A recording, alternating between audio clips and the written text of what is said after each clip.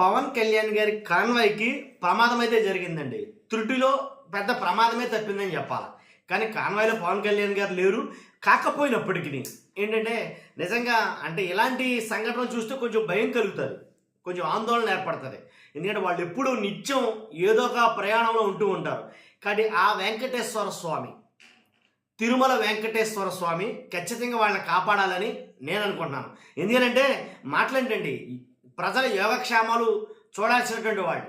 కాబట్టి రాష్ట్ర నాయకులు కాబట్టి వాళ్ళు నిత్యం ఏదో ప్రయాణంలో ఉంటూ ఉంటారు. కాబట్టి అంతే జాగ్రత్తగా, అంతే అప్రమత్తంగా ఉండాలంటాను నేను.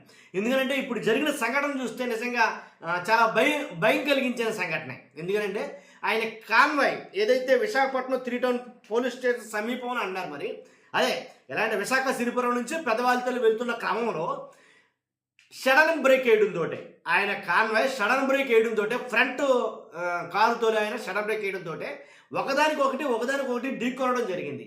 దాంట్లో భాగంగా కొన్ని వాహనాలు అయితే కనుక దెబ్బతిన్నాయి అని అయితే మాట్లాడుతున్నారు.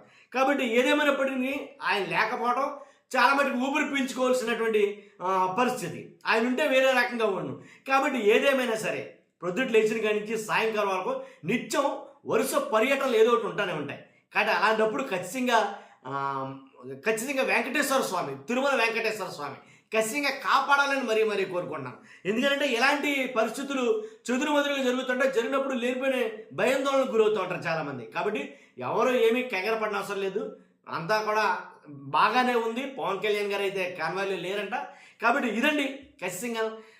కాబట్టి మన నాయకులు, ఎందుకంటే మన రాష్ట్ర నాయకులు వాళ్ళని ఎప్పుడూ ఎల్లప్పుడూ కంటికి రెప్పలాగా ఆ తిరుమల వెంకటేశ్వర స్వామి కాపాడాలని మనసారా కోరుకుందాం. ఓకేనా?